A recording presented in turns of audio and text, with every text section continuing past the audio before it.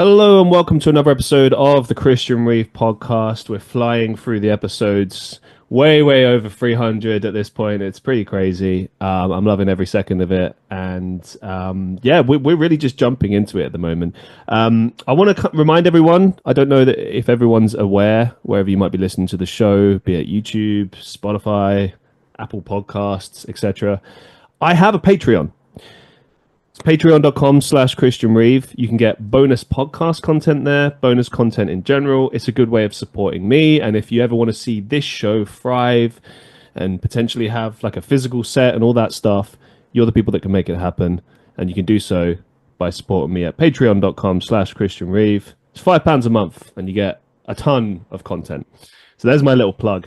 Today's guest is an interior designer all the way from New York City. Her name is Tamera Gamble. Welcome to the show. How you doing? Hi, thank you for having me. Oh, the pleasure's mine, man. I got a million questions to ask you. I'm sure Vilma had some questions for me as a friend and follower of the show. Too slow, Vilma. So it's all up to me. No, but I'll ask what I imagine you and the audience would have wanted to ask. Lots of different questions I could ask about this. I myself have like a pretty big interest in interior design. I know my girlfriend's like really into it as well. But I want to start kind of like with you first before we kind of pick your brains. So how did you get into interior design? Where does that journey start for you? Oh, it started around 4 or 5 years old. I have a sister who's a year older than me. Her name is Tia. We're not twins. We're almost twins. It's maybe Irish twins, plus. We're about 15 months apart. But anyway, I started designing Barbie's house. We didn't have the dream house, but we had like the furniture that would go inside. So we would use like the walls or like the side of the desk and create different layouts and different scenarios. And I always remember painting houses like in kindergarten when we had free time. So it's something that I've just always been interested in. I love to see how people live. Um, I think your home is important, right? It's your sanctuary. It's where you decompress. Yeah, it's just always been something I'm really obsessed with. My son is always like, "Oh, it's so boring," but I I just really love it. I love it. How old's your son, if you don't mind me He is asking? 13. That's it, yeah.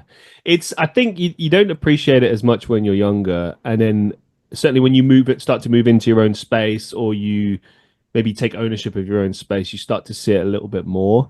I think in the teen years, like you begin to see the root of that, but it's tricky to fully appreciate it. I mean, um, I remember this is funny. Like when I was a teenager, when I was his age, I same thing. Didn't care. My room was a mess. I didn't think for a second about how that might affect my mind or well-being. Or because you just, most of the time I'd wander in, throw myself into bed. I just kind of that was me as a teenager, right?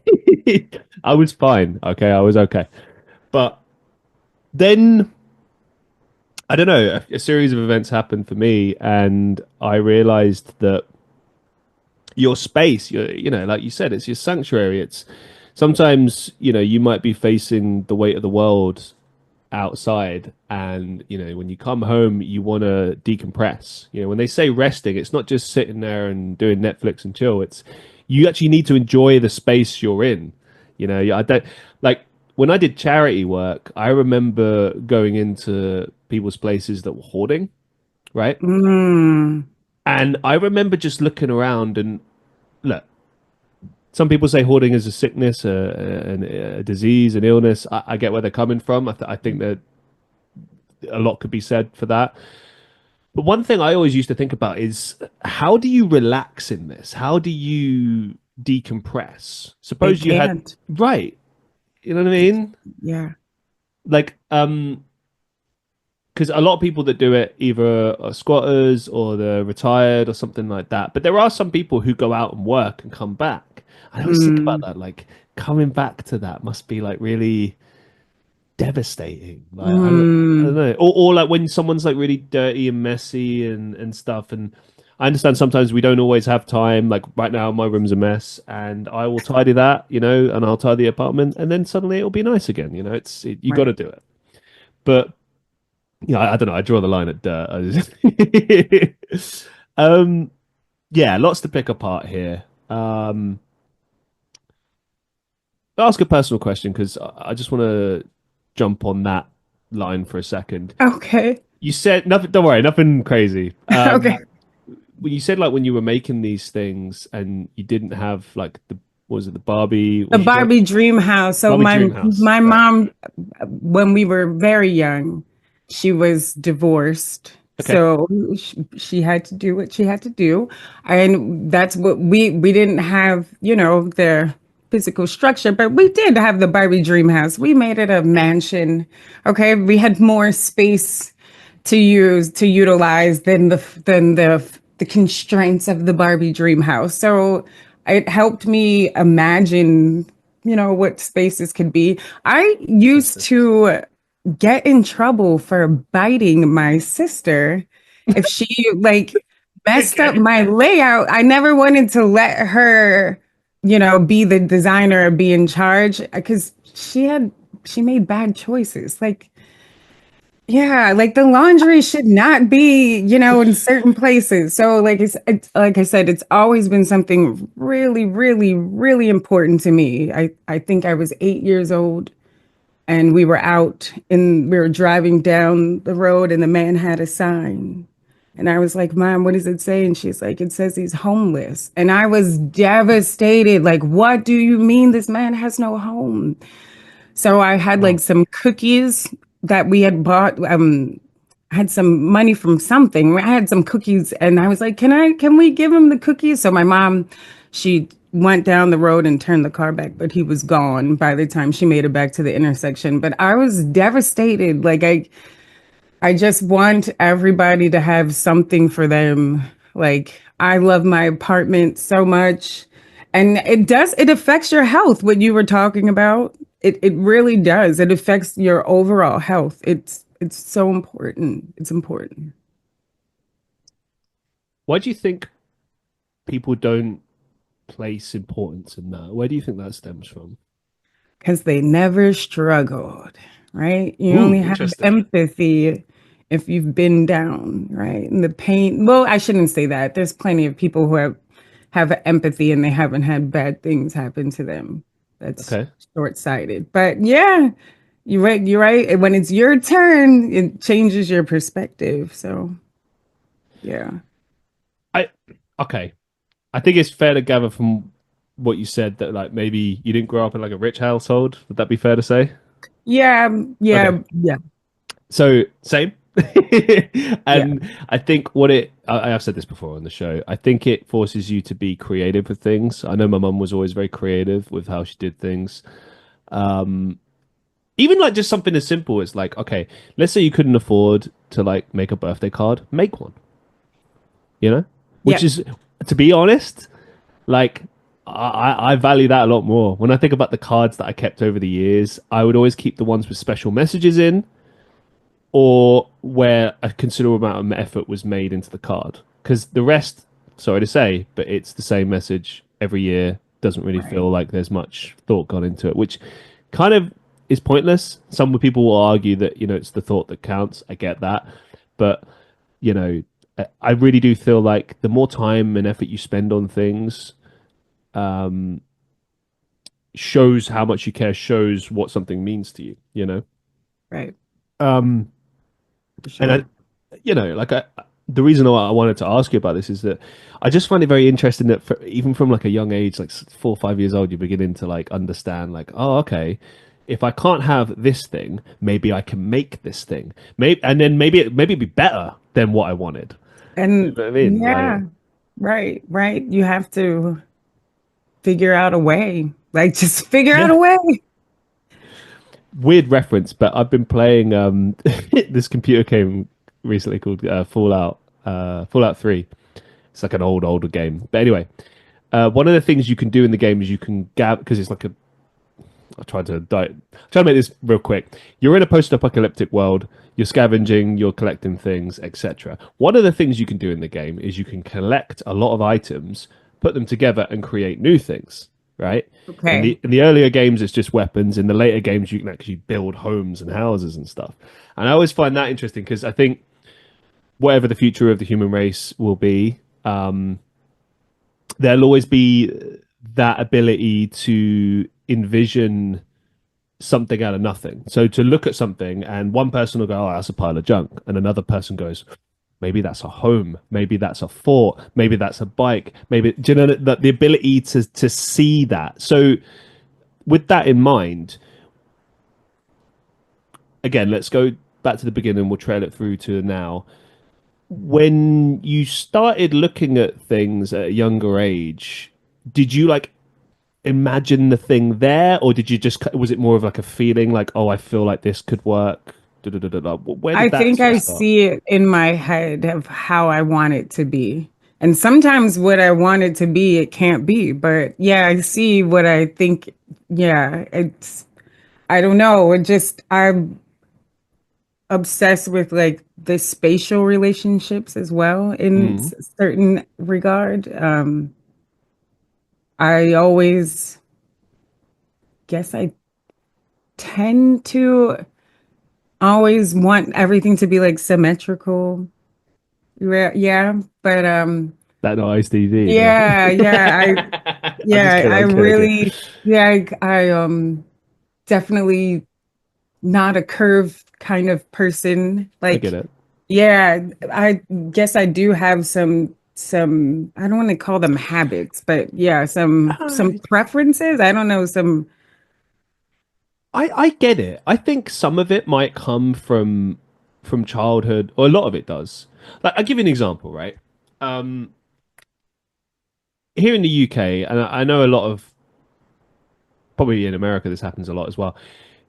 The placement of the TV is the big thing, right? You know, where am I mm, going to put it? Is it going to be wall mounted? Is it going to be in this corner here? Da, da, da, da, da.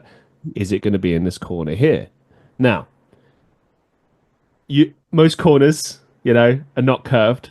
They're, in a 90-degree angle, right? And people obviously you're not going to put it along the wall because that would be insanity. Because let's assume that you're facing that corner. If the right. TV's away from you, it defeats the point, right? So you've got a few options there. You could wall mount it and face it that way.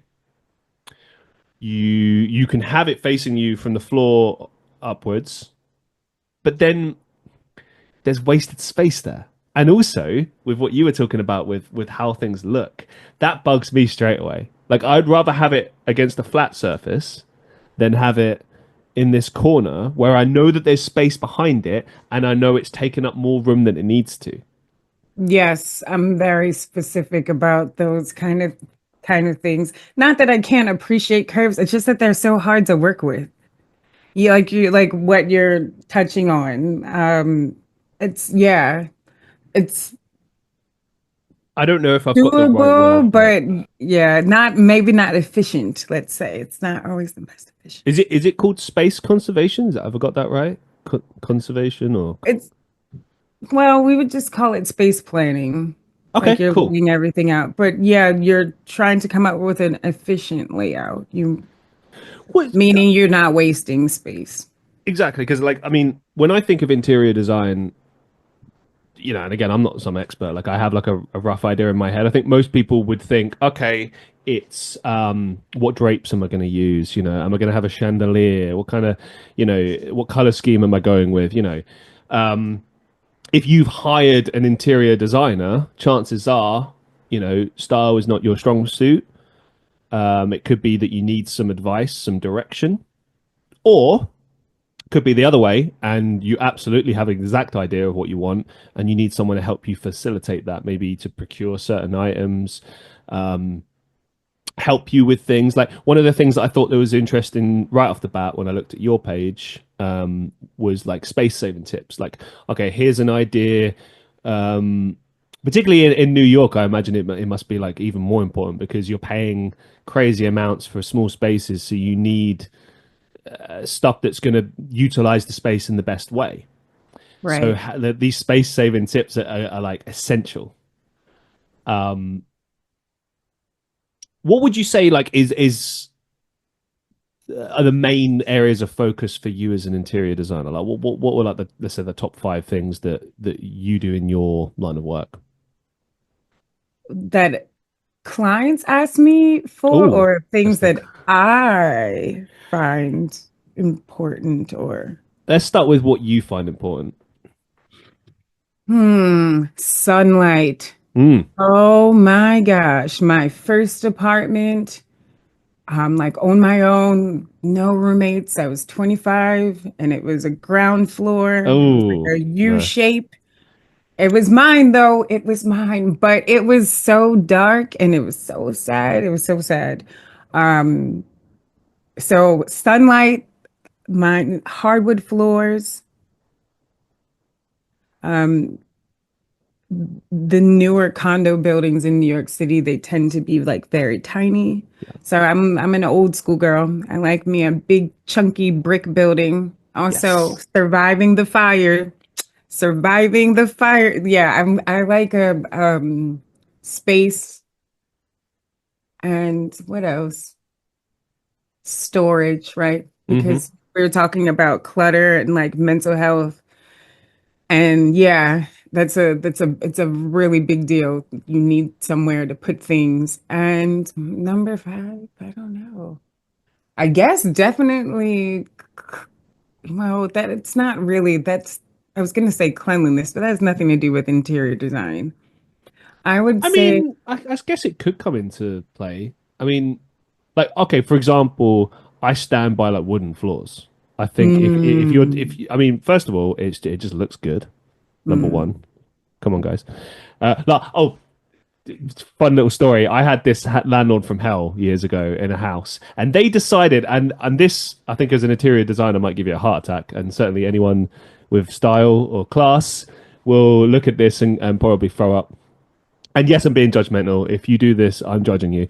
Hardwood floors, beautiful hardwood floors, and they decided to put what the fuck is it called? Lino, like a roll on, um, like a roll on floor. I don't even know.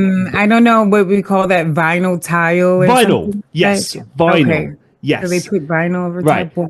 And they did that in the bathroom, and I was like, all right, fine, that kind of works, I guess. And there's Mm, like horrible carpets in the bedrooms, fine. And like carpet, like from a hygiene standpoint, is the hardest to clean because not only do you have to clean it all the time anyway, you have to, was it steam clean it to get like to fully deep clean it. yeah. Whereas if you've got like a wooden floor, you can just hoover that up and it's just a lot easier to clean. You know, if it's dirty, it's easier. But yeah, they decided to put vinyl on it, and I'll never forget this as long as I live. This guy that I live with now, we've been living together about 4 years, different places, and this was like the place we lived when we first met, and it was like the house from hell. And funnily enough, it was one of those places where I always got on with everyone in the house, but the landlord was the problem, right? Mm. So they put this horrible vinyl out, and we come out of our rooms, look at the floor for like a minute and then look at each other and just start laughing. What it, was, color was it? it was like sort of like a dark black gray, I guess. Hmm. And you got to remember that this house, prison white. I would Oh, say like so LED lights, like the cheapest ones they could get, with that horrible kind of white glow. Also, just on a side note, in the UK, we tend to like paint the inside of houses white, like this horrible prison white. Um, yeah, I don't know why. You guys use colors, creams, something, anything. that's what I was thinking in my head Yeah. when you were speaking. I was trying to envision, what do you guys call it, a flat? What does a flat look like? When you were describing it? I was, It depends where you are. It really depends.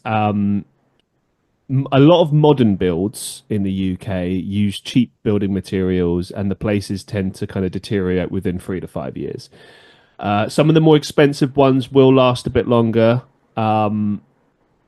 But yeah, I'm personally not a big fan. I'm like yourself. I prefer like more red brick, more classic style.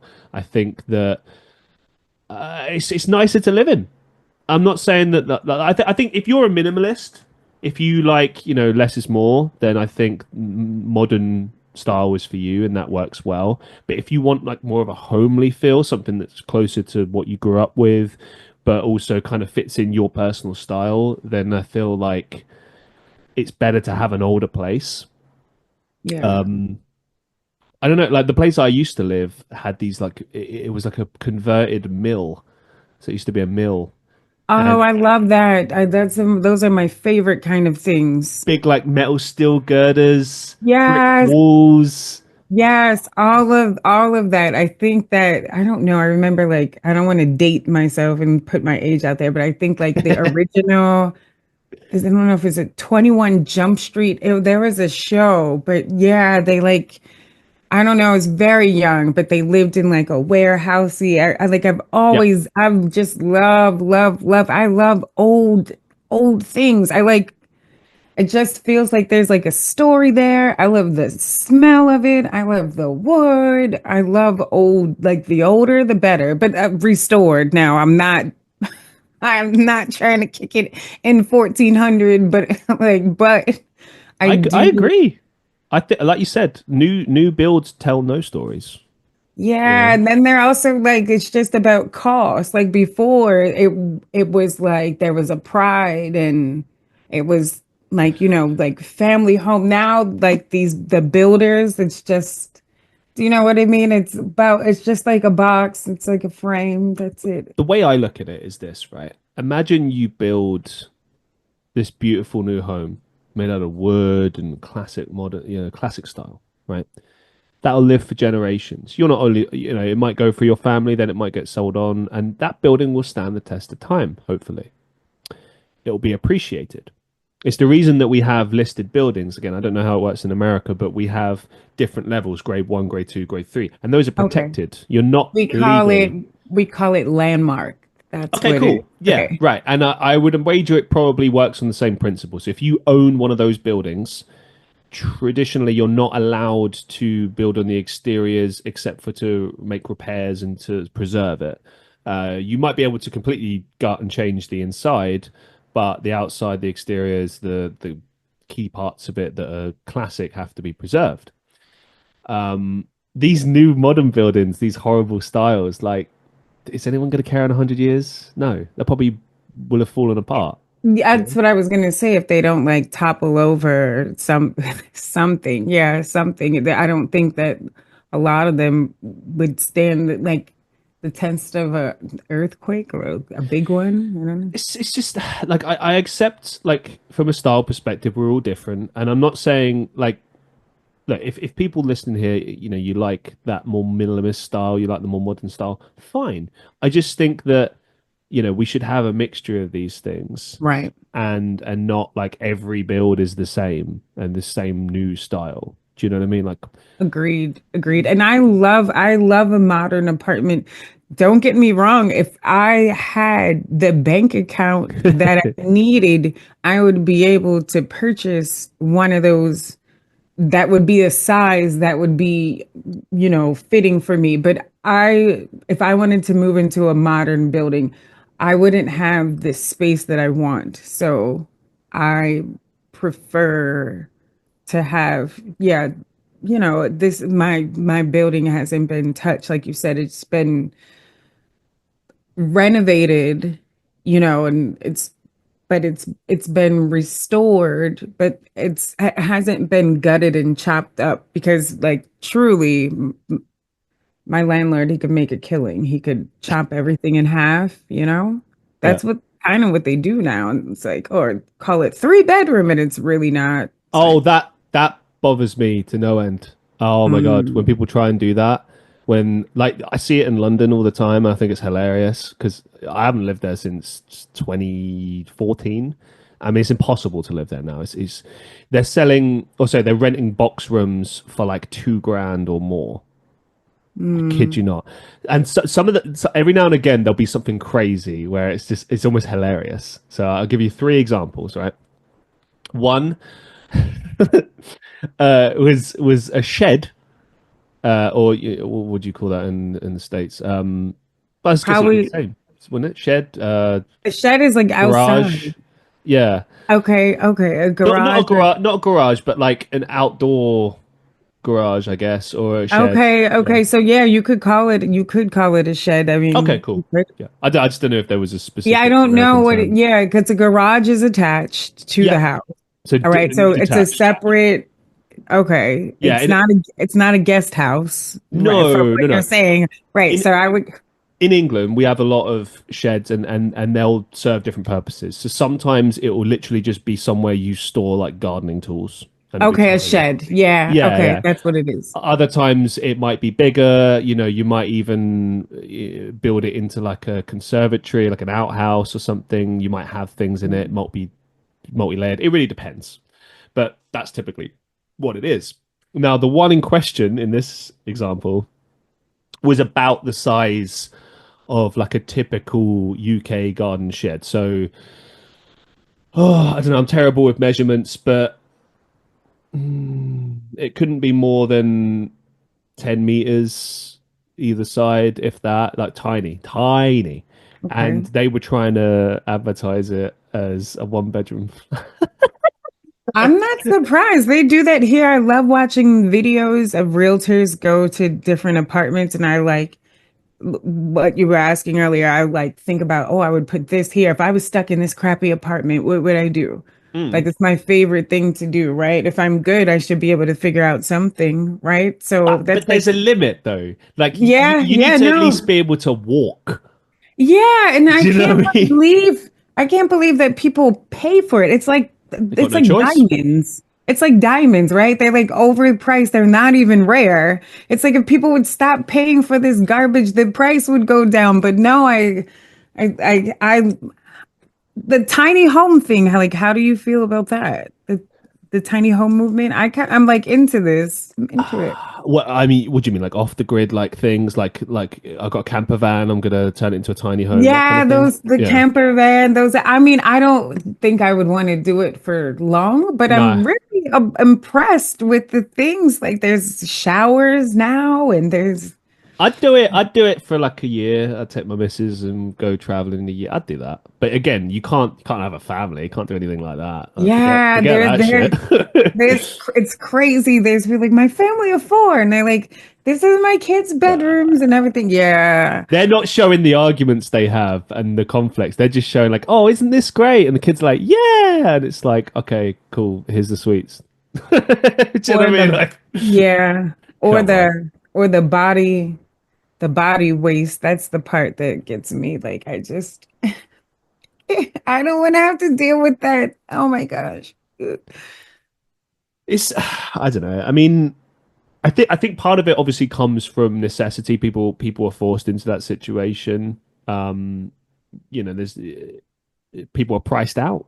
I mean, New York is like a sought after location, because obviously Mm, it's built on history. Um, it's still romanticized. All your favorite movies and TV shows have been set there for the most part. I've been watching this Daredevil series recently, and obviously it's famously set in Hell's Kitchen in New York, and that's great, right? And you see all these fantastic spots, and you know, it's like, oh, I'd love to live there, and I'm like, would you? Would you really? What if I told you how much it cost? What if I told you like average apartment you're probably looking at like for something decent at like $3,000 without anything else? And I think people start to go like, oh, okay, and like the weight of reality starts to sink well, in. it depends on where they want to live and like to touch Right. on what you said that we're romanticizing like where you saw Sex in the City and Sarah Jessica. Well, yeah, you You want to live can't live over Manhattan, the really, don't you? yeah, You right. don't want to live. You don't want to live like, I don't know, bottom end of Staten Island, or I don't know, somewhere Staten like Island. really. It depends, Yes. but like you know what I'm saying. Like, Yeah, yeah. Most people want to live, in the central part. mhm. I did live there for a while and I hated it. Okay, And what now did you I hate? still lived in Manhattan. I am in Manhattan, but I'm not down in Chelsea, where a lot of the shows are like you said, Chelsea is right below, like it's a little bit below meatpacking. I won't say right below, but yeah, it is. It's kind of um Yeah, because it's a different vibe. It's a different vibe. Well, it's Right. like Yeah. everyone that I hear that's like people told me I was crazy when I moved away from London. People I went to uni with, foreigners, were like, "Oh, why would you leave? Like it's amazing, London." And I'm like, because A, I grew up there, so it's different for me. B, Oh, um, it's not as great as you think, and you're gonna see that. Even if you're rich, like these big cities, it's a pain in the ass. Like it really is. there Like are things, yeah, like the I would go with the smells, like I mean, okay, the let's smells. say you're rich, right, and you live in New Right. York, so you're getting around by car, right? Probably. Okay, so all your time is going to be stuck in traffic, Right. back and forth. That's the fact. No matter what time of the day, it's always going to be busy. No matter what time of the week, day, doesn't matter. Always going to be busy. You have to accept that. Two, yeah, if you are walking out and about, I imagine, I mean, I don't know, but I imagine it's not like London where you walk around on the streets and it's like, all right, nice, nice, nice. Oh, sorry, terrible street here. And you start going along there and then it gets worse and worse and worse and worse. If you're someone who likes to venture out, maybe go to a few interesting dive bars or whatever, then suddenly you're going to discover that it's a different part of town, different rules apply, you know? And so there's the security, the safety issue is what I'm driving at. Which Mhm. well, for me growing up in London, like I always looked at it like what my mum used to tell me, which is you know stay in brightly lit areas, be safe, don't take unnecessary chances walking down whatever alleyways or whatever. Just try to use your wits. Be street smart. Is what Right. she used to call it. And Right. again, I suppose it does depend. Certain degree of luck is involved and whatnot. But then one big difference between the States and the UK is, I mean, we don't have guns here. At least, you know, there are guns, but like not No, legally. but not like here. There's guns aplenty. I This know. is what I mean. It's And like, like when you right. think about living in the States and confrontations and arguments or even just like, bringing it back to the point at hand here, an apartment, you got to think about like, okay, what's the crime level in this area? Now that is valid, but yeah, I was gonna you won't want to hang out in a place like you won't stumble upon a dive bar in the neighborhoods that are dangerous. But You like, you know but what I mean? Like yeah, well, you gotta let watch me put it out this way. for the people that are intoxicated and like mentally ill, like that, like on a lot of drug use. Do you know what I mean? Like now Yeah. that part is like it's Okay. overwhelming the whole city. That's one thing I can say that's universal that's taking over the whole city, but Well, that's just in the States in general, isn't it? With people using what's the big thing? Fentanyl and stuff like that. That's the big thing at the moment. so bad. So Yeah. bad. It, At the end of the day, these are always going to be issues that you have to contend with. But as far as like a homeowner's perspective, renting stuff like that, I feel like, and I understand obviously growing up in the States is totally different than say my perspective. Like, I'm just going on what I've seen, what I've learned through my friends that live there, and then obviously what you read about. But you have to take everything with a mm, pinch of salt. But I look at little things like an altercation on the street, someone cuts you up in traffic. Now, here in the UK, the worst that will happen, someone flips you off, someone shouts at you a little bit, you get in your car, you drive away, right? In right. the States, Normal. someone might pull a gun on you. You don't know. Someone might shoot. That's what I was gonna say. Someone might shoot you, and it's like I don't know what's wrong with these people. They put the key in the car, then the car turns on. It's like and they like somebody's gonna get it today, and it's the whole country too. It's like why y'all so mad? Listen to some meditative music while you're driving to work. It's like Well, leave earlier. Why are you so mad? Like driving, they hate driving. It's like then take public transportation, but they hate public transportation. It's like, I mean, I think it depends where you live, though. Like I'll never forget this as long as I lived. I was living in Europe at the time, and there was an American guy that worked in my office, and I came in one day, and he was talking to a few people in the office, and he was talking about a city that he lived in, and I sat there and I listened to him, and I was like, huh, is he talking about London? And then as soon as he said subway, I was like, oh, and he mentioned Brooklyn Bridge, and I was like, oh, okay, no, New York. But everything he said, 1000% applies to London. And then I like to term it big city syndrome, right? Mm. But even not in the city, like I'm not from New York. I'm from Maryland originally. Hmm. And like I don't use my Facebook anymore.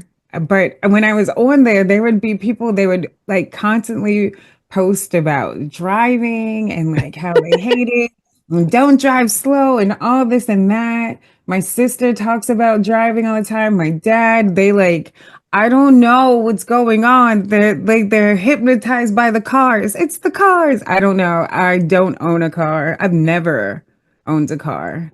I'm not saying I wouldn't own a car, but I have not owned a car. I have a driver's license because I grew up in the suburbs of Maryland. So that's why I think I love this city. Um, so I've been driving a long time, and if I need a car, I will rent one. But I feel like it's just a hassle. Like you have to pay to park that thing. It's just like it breaks. Rats might get into it. Like, and I'm serious. That's like a whole thing here where the Hmm. rats like eat into the car. I don't have time for that. So may Which I think the problem is as well is somewhere like New York, you got so many people condensed living in the same spot. And I mentioned before, I haven't lived in London since 2014. I live in Manchester, up in the north in the UK. is that sorry not to cut you off. I just wanted to say Manchester, is it more like So it's more north of the country, northwest specifically. So it's close to Liverpool. Then you've got Newcastle. Then you've got Scotland. So it's a lot higher up in the country. Officially part of the north of England, is it northern England. more like I don't want to say rural because that denotes like you're in a farm, but is this like what we would consider the suburbs in the US? So yes and no. Okay. Manchester is a city, Okay. same as Liverpool, etc. But the way it works in the UK, which it's kind of the same in the States as well. You've got your major city, and then you've got the larger area. So Manchester is huge. Like the town, small. You could see the whole town in probably like I don't know, a few hours. But the actual what we call it Greater Manchester. So you've got Greater Manchester, Greater London, right? And that's where you would start to see the suburbs. And a mixture. Some might be farmlands, might be just loads of tower blocks. It really depends where you are, right? But it's like districts. So, for example, in the States, I know that you've got, I think it starts with municipality as the first level. Is that right? And then it's county, and then it's I don't state. know. I'm from Baltimore. I'm Baltimore. from Baltimore, but I'm not from the city of Baltimore. I'm from the county of Baltimore. So I guess that's what you got you were you're calling the surrounded areas. What did you Um, call it? You called it grade. You called it grade to Manchester. Is that what you said? greater. So it's like the outer. Greater. Okay, great. So that's I'm from the greater to Baltimore, so I can understand. I'm following you what you're saying that Manchester has a city and it has suburban or outlying areas. It's It's not yeah. To just answer your question, it's got a lot of okay. different things. It's not like Manhattan, where Manhattan is the whole thing is a city. There is no none of you know what I mean. It's just okay. Got it. Okay, so a better way of explaining it, like as far as it, and I know that there's a similar system in the US, but here it's like you've got your city, you've got Mm. county, and then you've got like town, Right. whatever, right? Exactly. Yeah. So the counties are huge. Counties are like that's all. So that could include cities, that could include everything. So for example, Manchester is disputedly part of Lancashire, which is a big county, right? Okay. But it's disputed because historically Lancashire, like parts of it exist, parts of it don't. It's a bit of a weird one. But there's different counties in the UK, all across the UK.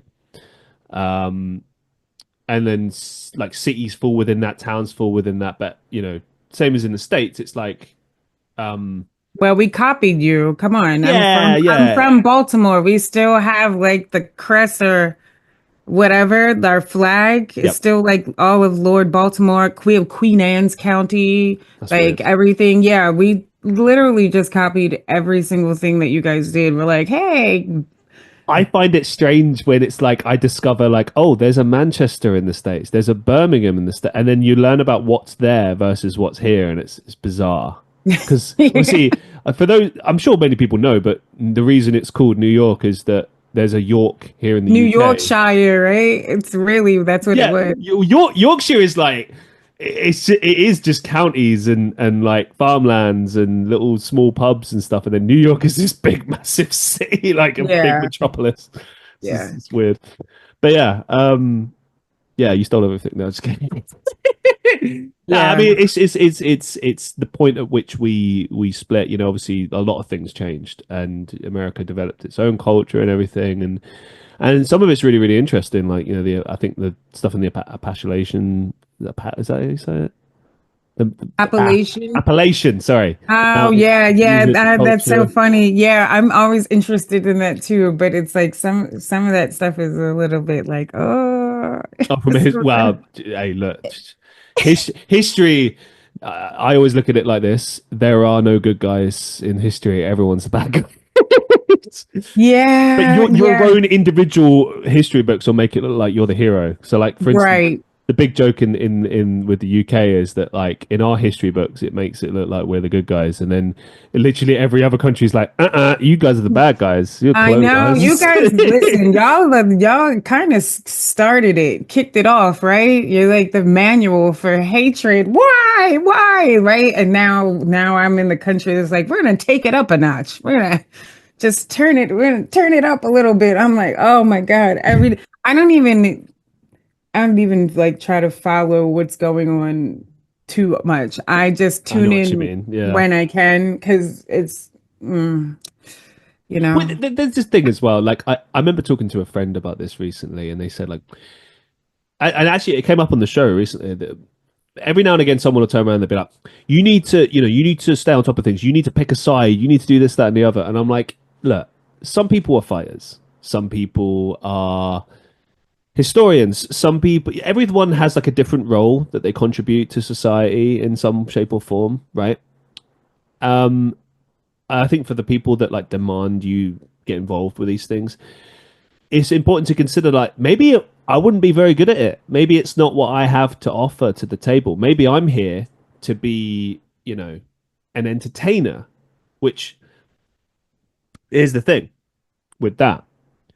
During COVID, we saw how important that was and why it's such a in some ways like an underrated thing as far as like what we value always comes from a place of supply and demand, right? So, I mean, you mentioned it earlier, like, and I completely agree with you. I will never understand why things like diamonds and gold are so highly valued. I know it historically comes from status, like it's like a symbol of wealth, but I look at things more like what's useful. Like, if there's an apocalypse tomorrow, is gold and diamonds really useful, or is food and tools going to be useful? You know what I'm saying? Like, Right. that's what I look at. But again, that's just my mind. Everyone thinks differently. Some people value certain things over other things, and that's what makes us different.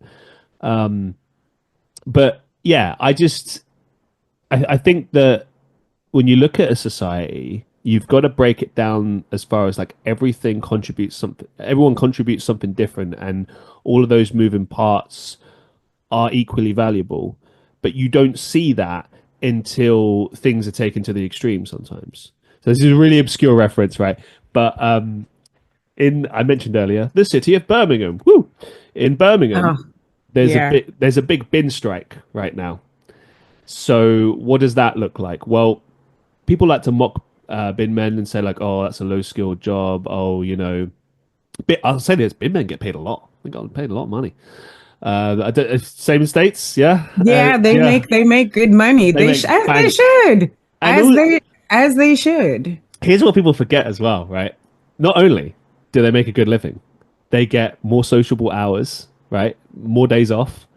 They're fully protected. Like, yeah, I know you're dealing with trash and everything, but you have like full hygiene, nice, like you're protected, right? I think Mm. typically you're part of unions. I know in the States that you Right. tend to And then be, you'll have free health care or whatever. right? You get really good health benefits. You get your pension, you got your family that's on there. Right. Exactly. They look out for you because it's a government job and it's yeah, you can make a lot. And on top of all of that, you take this stuff to the dump, right?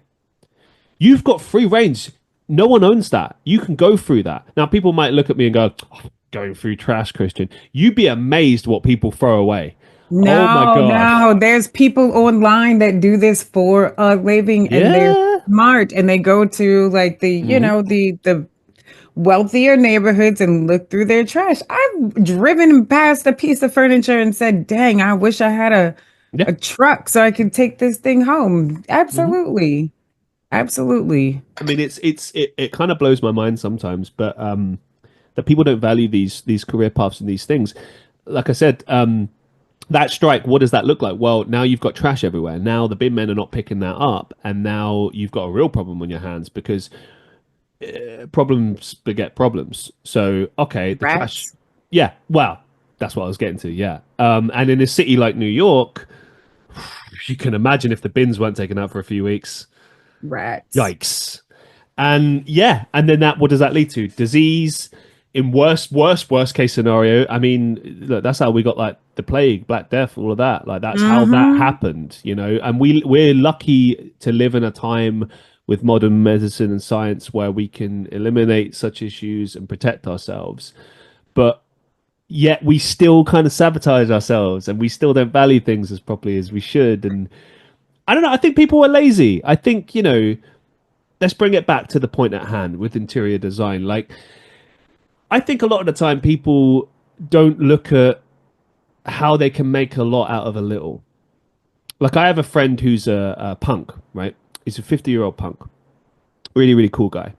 And he said on multiple occasions when we've been out drinking together, he's like, well, I don't understand why these kids don't, just like fix stuff, fix their jeans like how we used to back in the day. Like we barely spent any money because we would fix everything. We would sew things up. We would repurpose things. Like that's what we did, and we made things last for years. And I was like, he's right. Like, where did those skills go? People just let things tear apart, and then they're like, oh, I'll just buy a new one. Oh, I'll just get a new one. Oh, I'll just go to the shop. And like society has created that problem, right? Yeah. Now we're very much a consumerist society. But when you look at things like interior design and how you're developing a home, like you could do some of the things of your dreams if you were willing to kind of think outside the box a little bit and try different things, you know. What kind of advice could you give it in the spirit of that? Like as far as like, let's say people are on a budget, they've not got a lot of money. What kind of things could they do to make their space a bit more interesting, a bit more um, make the most of their space, so to speak? Definitely, it's all about the walls. Like you could either now they have these, a lot of pull and stick wallpaper, Mm, um, prints, like if you can't afford expensive artwork, there's a lot of prints you could buy. If you need a large frame, you go to like a discount store. You know how they have that horrible artwork in some of those. I don't know if you guys have that there, yeah, but we have these home stores here. And like a really happy family or or something. Some yeah, photo. or like yeah, but like large. No, it'll be like like a flower arrangement or something like Mm. that. Yeah, we have like a lot of I want to call it a discount store, but it's like Okay. they have everything in there, and it's at low, like cheaper than Target would be. And they have like curtains and like accessories and like things like that you could get out there, but they have or like even Family Dollar. I don't know if you know what that is, but Family Dollar, like like a dollar, it's not a dollar store. They need to take the dollar off there. But Anyway, you could go buy like a large piece of art from there, take their printout and put your print in, you know? And so like I was trying to think of ways to cut costs because really getting a print framed, it makes it like it adds on like an extra $80. Right. Jeez. Like if you saw something, do you know what Wayfair is? No. Okay, it's a website that they sell all kinds of things like furniture, home interior design related. If you needed a bathtub, you could go in there and get a bathtub. If you want a lamp, doesn't matter what it is. Um, Is it secondhand stuff or is it like no, new no, or it's all was it? brand new. It's Okay. different. I want to call it, it's like the Amazon of furniture. Oh, okay. Okay. So they have different designers underneath them. But yeah, it's like if you wanted to get a print, it's like, oh, this print is $34. And I'm like, oh, okay, I'll recommend that for the client. And then it's like framed and it'll be like 100.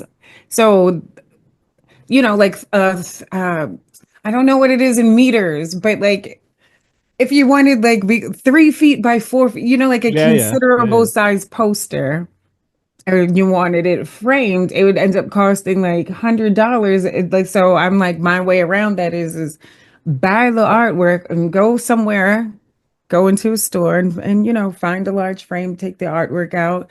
But okay, but you were talking about maximizing the potential this space has. Mirrors, artwork, window treatment. Some people don't like them, so I don't like to go with that as my top suggestion, but I do think that a very nice curtain, it doesn't have to be over the top, but a nice curtain adds a little bit of, just a little bit of zhuzh to the room. A area rug, obviously, always pillows, just little things if you don't have money to change, everybody doesn't have money to go get the brand new sofa they want, but you can get some new pillows and a rug and you totally transform the room. Okay. I'm gonna have some fun now. So there is a quote that you sent me, right? Your words. But before I read that quote, I wanna because this is what this reminded me of. So here in the UK, we have this interior designer who was on TV back in the day. Some of the older viewers might remember. His name is Lawrence Llewellyn Bowen. Let's just say he's a rather flamboyant interior designer. He used to wear like quite flamboyant clothes and stuff. A little bit bitchy, one of those kind of stuck up and that. But great at what he did. Like he had a clear design idea, a clear view for what design should look like, and he really curated some interesting spaces. Now, a lot of the shows that he was on in this would have been the early 2000s, the late 90s, were I believe one show was called From House to Home, and another one was called 60-Minute Makeover. I'm not sure if he was on that one, but basically he would come in and there'd be people on like a budget. Maybe they wouldn't have a lot of money, but they'd have a little bit, and he would be the one in charge of the design. So like there'd be people building, there'd be people moving stuff around, being interviewed, and he would be interviewed saying like, okay, this is what I envisioned for this space. This is what I think this should be done. Da da da da da. This is what we're going to do. Now, I would say 80% of the time people loved it. People were like crying with tears, like, oh my God, thank you so much for reinventing this space. It's amazing, blah, blah, blah, right? From what I understand, a lot of those shows you'd apply, they would pay for it for you. Like you wouldn't have to pay. And you get like, your house designed by this classic designer. So it's kind of win win win. And you get some TV time on top of that. Right. Brilliant. But there were instances uh, where like he would cut he the camera crew would come in with the owner of the house or the people renting and Lawrence Llewellyn Bowen's there or the designer and he'd be like, oh, what do you think of the space? And people would sometimes break down into tears and be like, oh, I hate it, what Yeah. have you done? You've destroyed this space.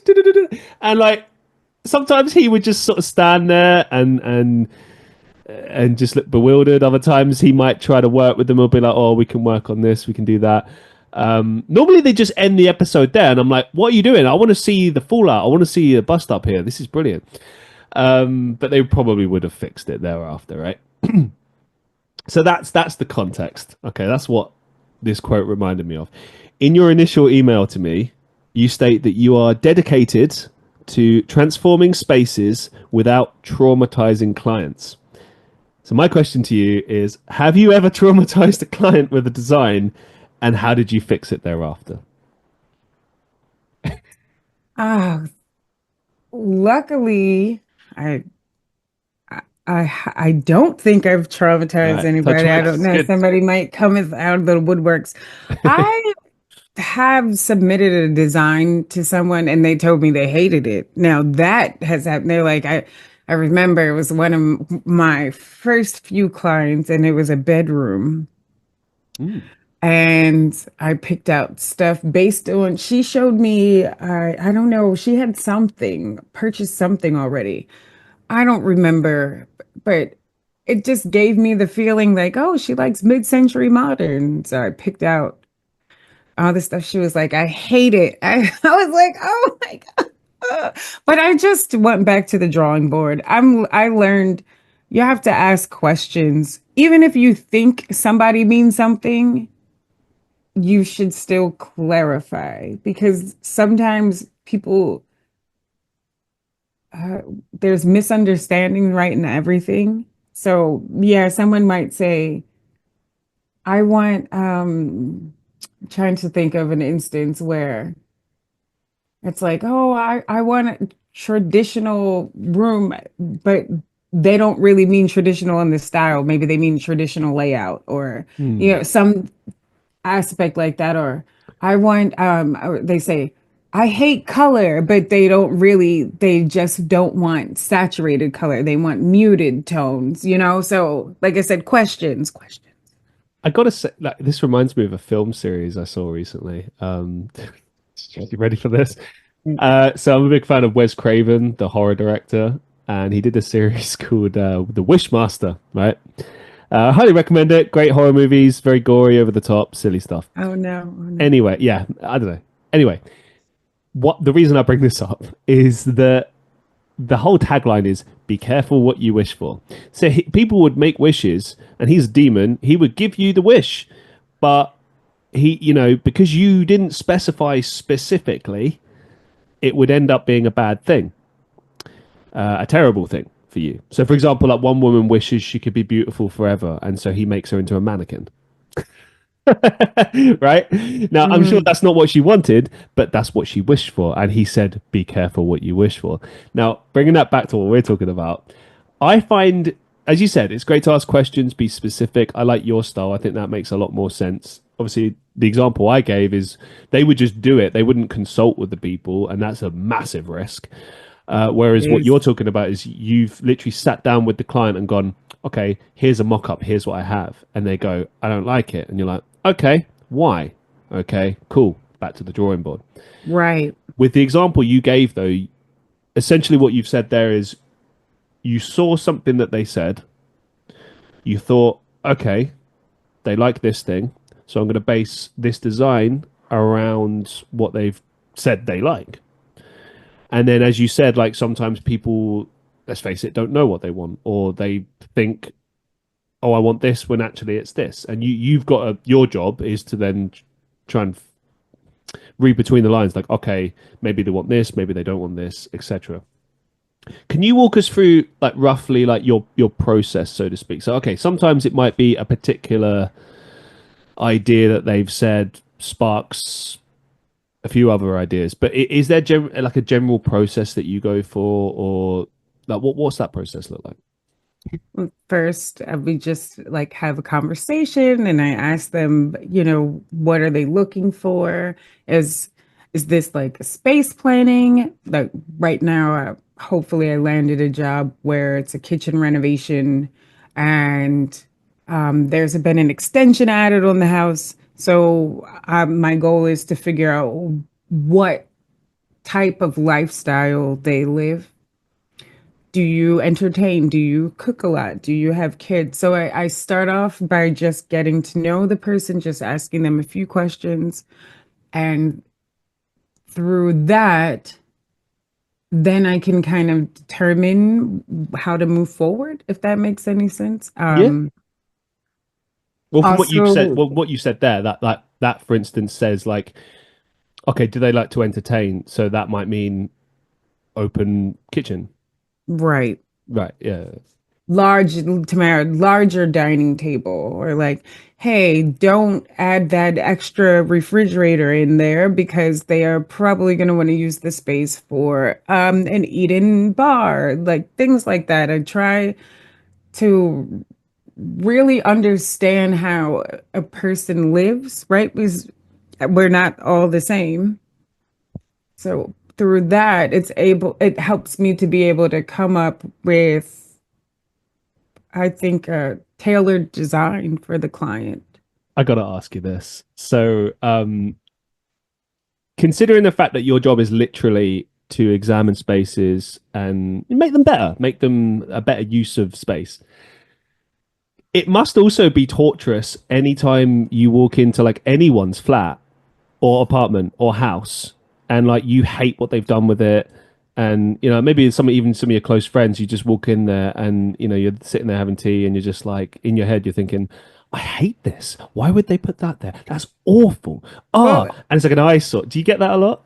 yeah, but I feel bad because it makes me sound like I'm snobby or You know like what I mean? You can't say as a nothing because then you're a yeah, I dick. never say anything, but yeah, I am all like in my mind, like, oh, if you need to move this here, or oh, I really wish, yeah, it does happen, it does, and It must be all the time. Like, because I guess it's not just apartments as well, like office even blocks. clients, even my Yeah. clients, remember they're paying me. They don't always take my recommendation. Sometimes they go off and do what I asked or what I suggested not to do. So I think that part hurts more because it's like, and I have to let it go. But it feels like it's like I birthed this baby, I put this together. It's my creative work. It's my blood, sweat, and tears, and then they go do whatever they're gonna do. It's like, oh Have you ever gotten to see like what they chose to do afterwards and it was like your worst nightmare or something? yeah, yeah.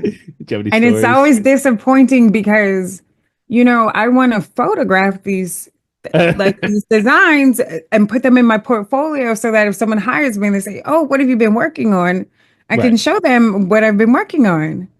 But then sometimes the client, they just get on in there and they're like, yeah. So when that happens, what I try to do is see what snapshots of a project I can get. Like maybe the living room, I don't want that in my portfolio because they kept their sofa that doesn't match or the sofa that's way too big, but maybe there's like a reading corner that I did, that I set up, or like the home office that I can get some snapshots of. You gotta make do with what you can. But yeah, there's a lot of letdown. There's a lot of disappointment everywhere. And it's interesting to see what people think, what they think looks good, right? Mm. Right? Style, everybody has different style. But yeah, what can you do? What can you do? Do you ever have like competition clashes with like other interior designers? Have you ever had like an instance where maybe like more than one was working on something, or maybe you inherited something that another designer had done and you have to fix it? Like, do you ever get anything like that? Only when the last place that I worked at, when I was working corporate, only when I was working at a firm with a whole bunch of other Yeah. females did I have that come into play, sabotage and Really? and drama. And oh yeah, it was horrible. It was horrible. And I was like, How can you sabotage another interior designer there? How does oh that my work? goodness. Well, because people, they want to be famous, they want to be Oh, right. popular, they want to be, and it's like I really don't care. I just want to do my job. I want to do what I like to do. I don't need people to say, "Oh my God, you're so great. Let's write an article," or like those kind of things. So it's like a competition to be famous, unfortunately. So yeah, it was not great. And it was like very demeaning. Like I remember them asking me to come clean up after them. Yeah. And I was, yeah. Were I was you? like, Did you? Is this like early in your career or something? Or no, it was no? late in my career. Like they were billing me at $375 an hour to the client. I was a senior designer. So And they, wait, who's telling you to get the coffee or whatever or clean up? Like yeah, they like who? after I picked out everything and like the project was about to go into build and everything, they were like, well, we don't need a lot of people in the meeting to meet with ownership. So just the two of us are going to go in. And then later they called my intern into the meeting. So it was like it was, yeah. And then at the end they were like, oh, can you go gather all the samples and stuff? And it's funny that you said coffee because there was like a coffee cup on the table. I was like, oh my gosh. Yeah, that was the last time. So I was like, if they could have a firm, I could work for myself and I don't have to be mistreated or have to deal with the politics. I don't have to, I just want to design. That's it. I don't have time for everybody's emotional trauma. It's like go to therapy. Like don't take it out on me. I agree with you, man. I mean, it's the reason I don't work in corporate. Because every time I've gotten into like that environment, it's just any kind of job. It's just people acting like children. I'm right there. Right. I'm right there with you. Look, we're here to do a job, not to babysit people's emotions and fragile egos. It's just Yeah. I don't. I'm not, and I'm not being funny, but you will never get anywhere. You'll never get far in life by stepping over other people and by being disrespectful. You right, even though you right, like you You might know, think you did something in the moment, but when you're in the shower, you still know what you are. You know what I mean? When not you're just that. Like think about it like this, right? Like in any job, in any career, in any profession, right? It's a combination of your no, fuck it. Your reputation is everything. And your reputation is built from your body of work and what people say about you. So when people say like, "Oh, I don't care what people think," like I know what they're saying. They're saying like, "I don't care like if people criticize me." However, if people criticize you and say horrible things about you, ideally you want those things to be born out of envy and jealousy and just nasty stuff like just like horrible like they're ugly or they suck whatever, right? But if they're saying things about you like they're not trustworthy, they're a snake, they're someone who'd step over you, to get what they want, like if they're saying that stuff about you, that's devastating, because look, people can say what they want about me, but no one can turn around and say that I'm a liar. No one can turn around and say that I don't work hard. No one can say that I screw people over. Like I actively do right, any, and I've had people turn around to me and be like, why don't you just screw over this person? Why don't you do that? And I'm like, because that person gave me the opportunity. They're the reason I'm here. I'm not going to screw them over to get what I want. Because what does that say about me? And they're like, oh, well, it's business. And I'm like, nah, uh, right. that's not how it works. Now, Like, yeah, I right. mean, I don't want to. you can argue that that's business, and yeah, that's a method. But I think that any kind of relationship, business or personal, is built on trust. If I can't trust you, I'm not going to work with you. Sure as hell, I'm not going to hire you. Absolutely, Something to think about. I don't know. So I totally get, absolutely. I get why you went, and also that level of disrespect. Like, look, I'll pick up the coffee cup, but not because you told me to. I'll pick up because I want this space to be tidy and clear, and like, Oh, I didn't pick the coffee no, cup I know. up. It's Yeah, in the moment. I It's the, did. yeah. I can imagine the scenario. I would have just walked out at that point. I would have been like, okay, I'm. I This, did this is gather done. the samples. I did take the materials out, but I didn't put the because I was like, yeah, this is, yeah. So, I mean, you struck me as a person that like myself, it's like you choose your battles. So it's like right. you could have gone crazy at that person in the moment, and be like, "How dare you?" And it's like, Oh, and that's what they want. That's what they would have wanted, right? To justify, right? Or gaslit me and be like, what are you talking about? Right? Something like, to quote someone who's been on the show before, he's no longer with us, so rest in peace. Dallas Mallon, who's a career actor. And I asked him in our show together, I said to him, okay, let's say people are unprofessional, bad reputation, etc. And you get asked about it. What do you say? And he says, I always love this. It's a classy response. He was like, I'll say I'll never work with them again. Nothing specific, just I never work with them again. I And like that. You just gave me something.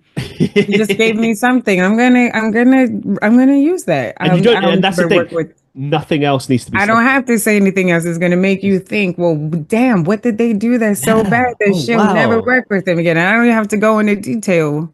Right. And also that the best thing about that as well is it could be something small, it could be something huge.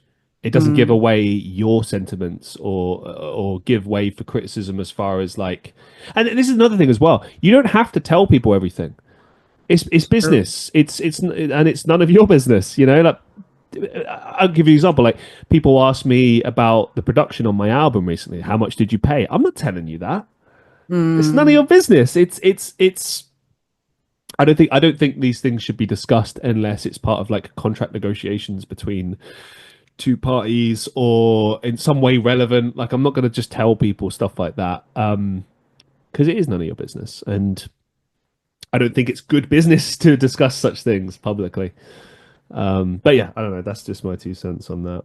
Um, right. So this is interesting. Um, Actually, a quick one before we get into into a bigger one. I read somewhere years ago that like typical design in like say office blocks, certainly hotels, I've noticed this being the case. They say you should change the interior design every sort of 5 years. Firstly, do you agree with that? Secondly, in a home, should it be every 5 years, 10 years? When's the kind of point when things should be changed and reinvigorated, so to speak?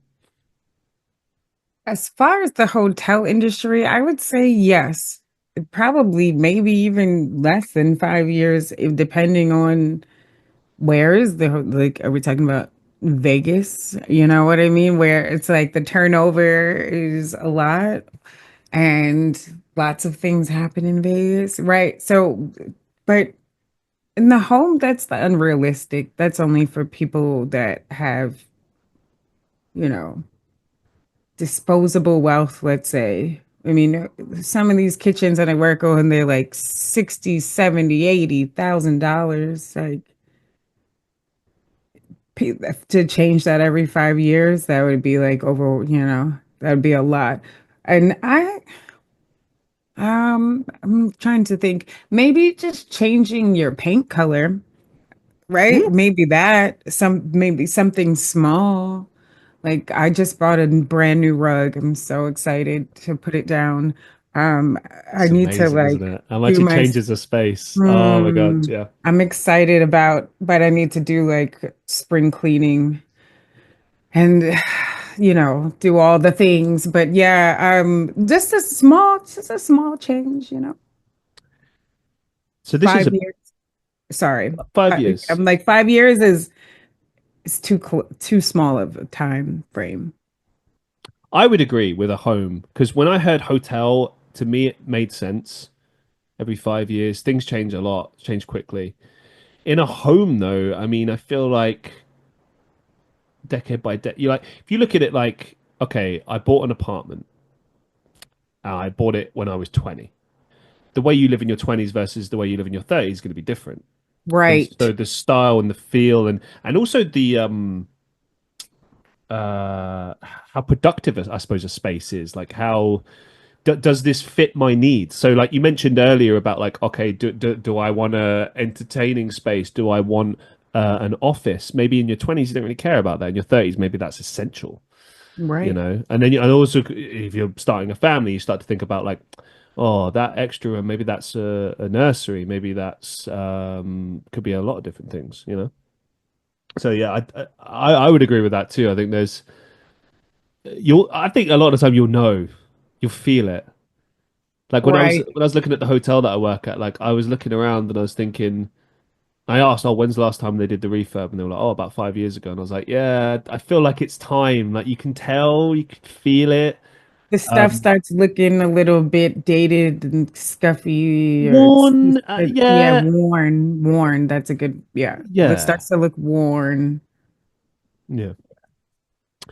So I'm gonna wager you don't, but I still want to ask: do you use AI or in any way like computer technology to kind of help you with design ideas or reimagining spaces?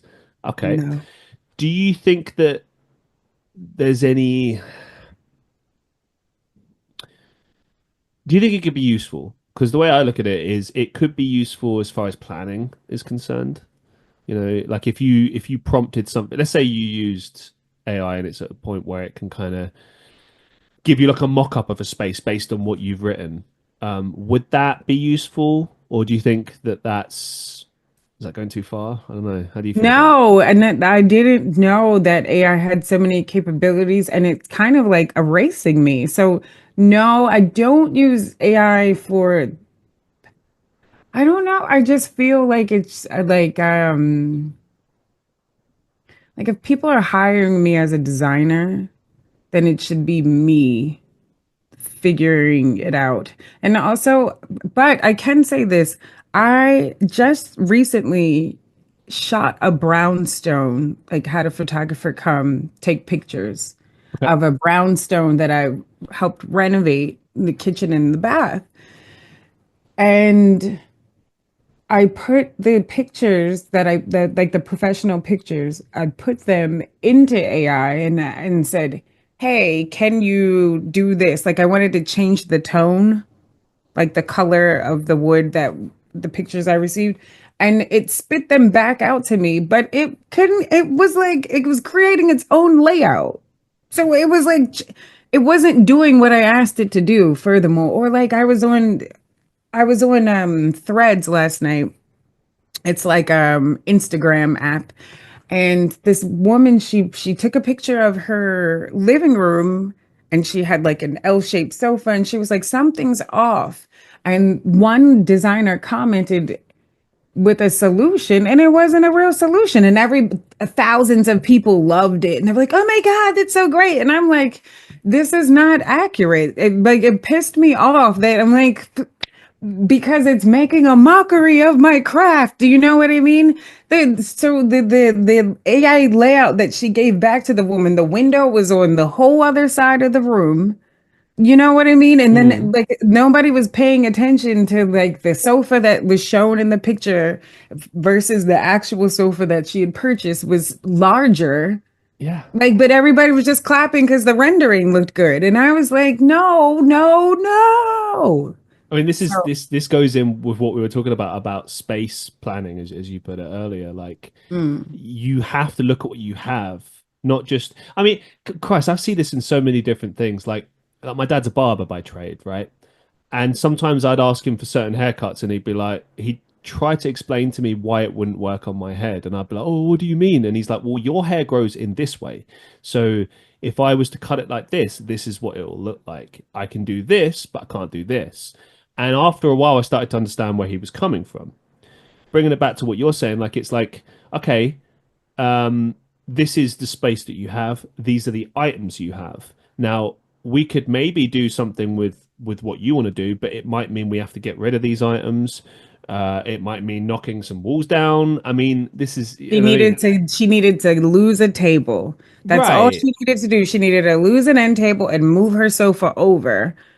And it would have been fine, and that's what I wrote. But I'm like I said, somebody just put, it was like they took her picture of her living room, put it into AI, and then reposted it. And I'm like, baby, the window was on the other side of the room, and then you can't just change. So your L-shaped sofa, do you know what I'm talking about? It's like Hmm. the chaise part. You can't just always reverse it. Her sofa was not reversible. So like her L part was on the right side, Mm. and the long couch part was on the left. And I'm like, you just gave her something that she can't do. But like I said, 1.9 I don't know what is it, like thousands of people were like loving it. And I'm like, see, this is why y'all need an interior designer because you don't know what you're talking about. It seems to me, with all the creatives that I talk to, um, and look, I I don't get excited like everyone else does about AI, and most creatives I speak to, doesn't matter what field they're in, feel the same way, which is that it feels like it's replacing us. Now, people will laugh at that and be like, well, you just have to be better. And it's like, what you don't seem to understand is that AI can give you options, but they're not original ideas. They're repurposing existing ideas created by humans, by the way. Hmm. It can throw together original concepts to an extent, but it's reimaginings. It's not truly original. That's one aspect to it. Another aspect to it is, as you say, like it can be useful to assist with things. Definitely for organization or for 100%. Yeah. strategy. I do. If I'm going to write a proposal, I throw that bad boy into GPT at the end. Of course. It's definitely a great tool, but it's not good. I mean, yeah, it's not the bee's knees for the design. I Well, don't think. I think, yeah, if you use it as an assisting tool, it's useful. Like full Mm. disclosure, I use it sometimes to help me with podcast questions. But here's what I do. I'll throw in the topic and the scenario and the guest and everything like that. And then I look through those questions and I look at them and I see, is this good enough? I look for ideas. I've already written questions. So if I'm consulting ChatGPT, it's more to kind of get some more inspiration. A lot Right. of the time, I end up rewording certain things Right. because I want a different question or something else. Sometimes it's great. Sometimes it will throw out stuff and you're like, damn, I never thought of that. That's brilliant. Yeah. But it's rare, and it's giving you an idea of what it thinks you want, right? And of course, you can argue, oh, well, it's all about the prompt, Christian. It's all about what you put in, and it's like, yeah, but you can't beat the creativity and original ideas of a human being. You just can't. A computer Right. is using the sum of knowledge that it's been programmed with based on what humans have inputted. So much of, for instance, interior design is the feel of a place. A computer is never going to be able to figure out when you walk in a room why something feels off. Like, okay, the energy in a room. Like, I know some people don't believe in this, but honestly, I do think there's a lot to be said for the placement of things as far as it pertains to like energy and breathing room and stuff. Like, God, the amount of places I've lived in, right, where I moved in and the landlord had a terrible idea of where they think like the bed and the wardrobe and all this should go. And I spend like 5 minutes moving stuff around and oh my God, now I can breathe. Now it feels Right. more, It like, matters. yeah, honestly, like I did that in the first house I lived in Manchester. For whatever reason, big, massive, beautiful old windows, like tall right up to the ceiling. They put the bed against that, so you're facing away from that. And I'm like, that's stupid. Because the desk is up against the wall, as in a big, horrible white wall. And I'm like, Hmm. this is why, what? I'm like, throw the bed against the wall, right? So now when I wake up, I see this beautiful windows, right? Put the Right. desk in front of the windows. Now I've got this beautiful natural light. Don't even need to use, Right. it's Right. The common bed should sense. never be, if you can avoid it, the bed should never be on the entry wall or the window wall, unless you have enough space. But yeah, you want to look at the view, right? Yeah. You want your desk to be like, And yeah, one of the things I didn't delve into earlier, but I want to bring it up is you mentioned about ground floor apartments and stuff, right? And I think they are the worst of the worst because if you're lucky, they might have a few high level windows, but then like people can see into your apartment. I don't like that. But more to the point, like I've seen places like I have a friend who showed me his apartment the other day, and he's it's like a ground floor. It's above just above street level, or it's at street level. Big, massive, beautiful windows in the in the living space, right? Which is fine. I mean, everyone can see in, but it's fine. It's nice. It's kind of got that like New York, yeah, skylight. kind of vibe about it. Like think like Hey Arnold, if you ever saw that show as a kid, like I it's that love that show. brilliant. Okay. But I will say though, on a note, that would be horrible to live in. It's gorgeous, but like if you've got natural sunlight beaming in on you and no way of shutting that out, think about it. It's terrible. So everyone said they wanted that room growing up. You wouldn't want it in reality, Mm-mm. but at least the idea of it, like if it was a connecting space, it'd be nice. It'd be cool. Anyway, um, I see these ground floor apartments that have that, and his had that where in the bedroom, the window is right up the like most northerly point of the wall, so you Mm. get natural light in, but you can't see out of that, and all around you is enclosed walls. So it's like, Interesting. do you know what I mean?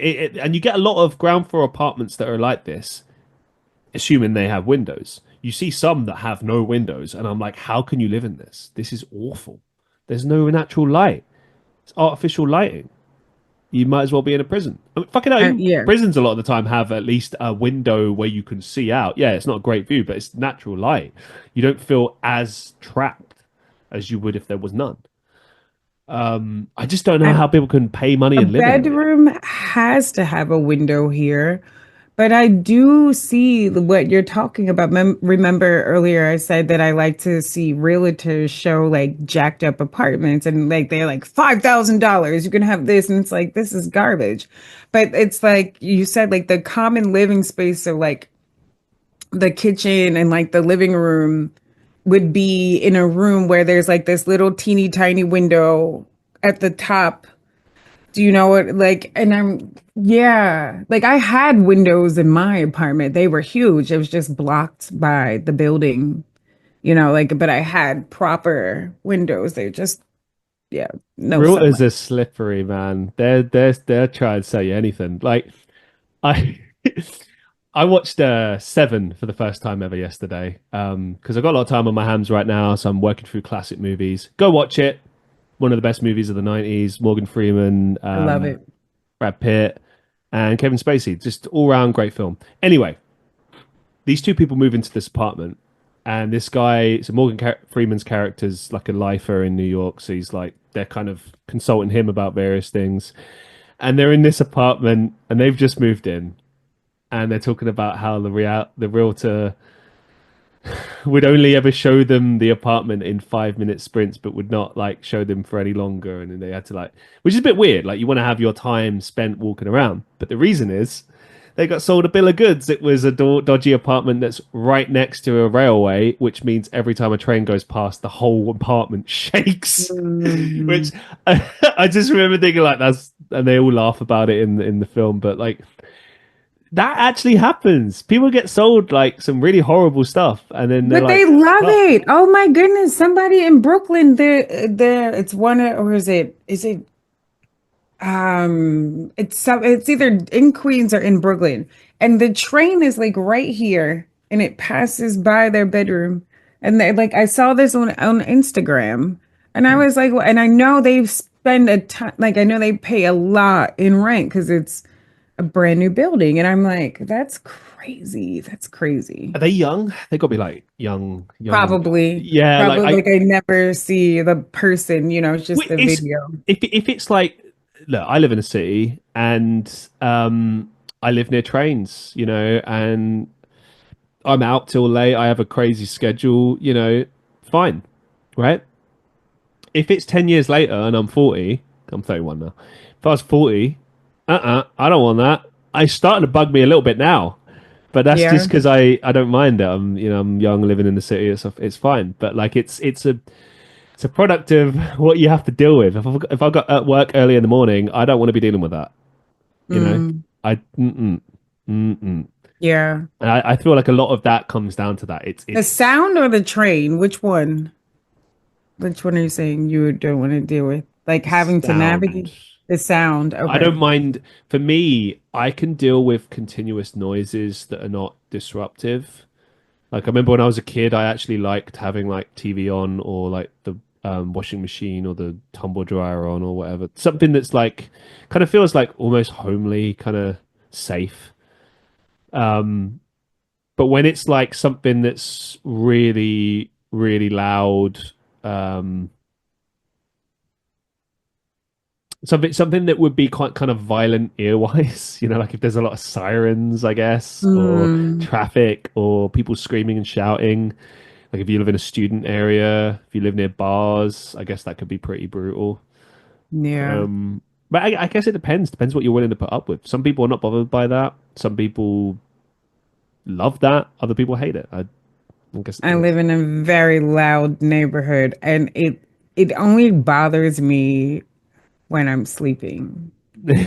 So, right, it's like music, like I don't know what it is with these like the speakers, like, oh, I'm gonna get this subwoofer and fill my whole car with speakers. It's like, why don't you just buy a club?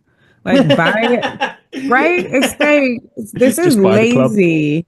Well, yeah, or like DJ somewhere. So or like, you know what I mean? Instead of just like forcing everybody to listen to your music, like I I mean, don't understand it. It's like you obviously have a passion for it and you want to party. Be a promoter. Like, right? You're standing outside. Like, it's just why? kids though, isn't it? Like it's No, these obnoxious. are It's grown men. These are not really. kids. Yes, grown men.